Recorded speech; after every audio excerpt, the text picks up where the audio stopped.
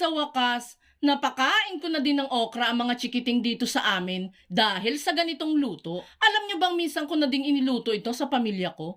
And in fairness guys, sobrang nasarapan sila sa ganitong luto.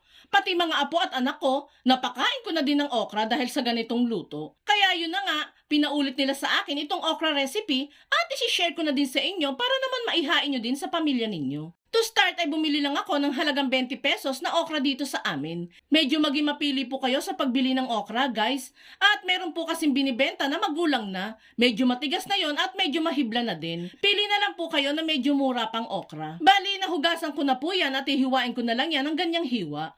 Pagkahiwa nga nitong mga okra ay isi-set aside muna natin yan. Gagawa naman tayo ng pang-coating sa ating okra. Sa isang bowl ay pagsasama-samahin lang natin dyan ang 1 cup ng all-purpose flour, 1 teaspoon ng paprika, 1 teaspoon ng garlic powder, 1 tablespoon ng seasonings, at 1 teaspoon ng iodized salt.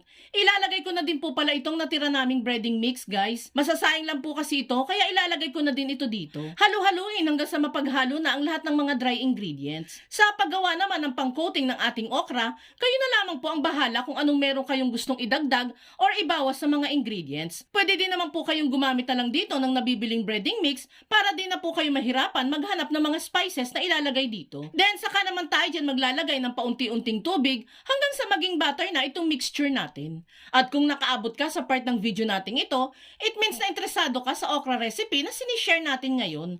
At kung sakali pong magugustuhan mo ito, pwede po bang pusuan mo naman ang video natin at mag-iwan ka na din po ng comment na this is the best okra recipe. Maraming salamat po! Ganito yung hinahanap nating consistency ng ating batter mixture. Medyo malapot at hindi agad basta nabagsak sa kutsara para kapit na kapit talaga sa okra itong mixture natin. Next naman ay bubudburan ko lang na ilang kutsara ng harina itong mga okra para kapag na-coat na ito ng butter mixture ay kapit na kapit talaga ito.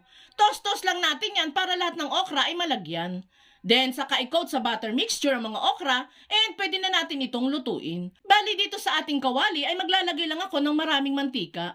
Pa-deep fry po kasi ang gagawin nating luto dito. Used oil na lang din po pala ang ginamit natin. Sayang din naman kasi kung di magagamit. Kapag uminit na ang mantika, ay isa-isa na nating ilalagay ang mga okra dito. Medium heat lang po ang apoy guys ha, para di naman masunog yung outer layer ng ating okra. Lulutuin lang natin yan ng 5 to 7 minutes or hanggang sa maging crispy at maging golden brown na itong niluluto natin. Once nga na maging golden brown na at crispy na din itong niluluto natin, ay pwede na natin yang hanguin. Pagkaluto ng lahat ng okra ay gagawa naman tayo ng sauce na pang-coat dito sa ating okra. Sa isang kawali ay maglalagay lang ako ng konti lang na mantika. And igigisa ko lang dito ang sibuyas at bawang. Palalabasin lang muna natin yung aroma nitong niluluto natin guys.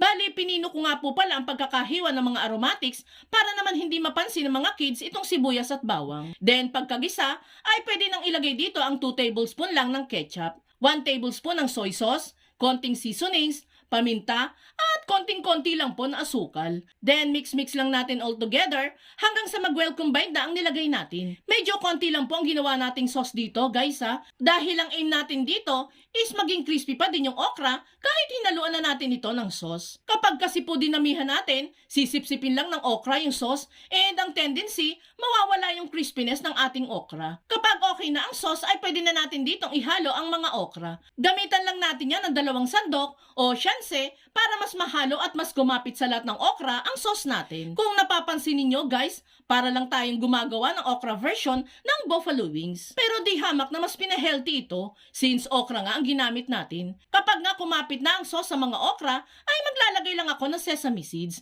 para magmukha talaga itong buffalo wings. Pero optional lang naman po yan guys. Dagdag decoration lang po yung mga sesame seeds. And ready to serve na itong mas pinasarap at mas pinalevel up na luto sa okra. Promise ko sa inyo guys, magugustuhan talaga ito ng pamilya mo once na matikman nila ito.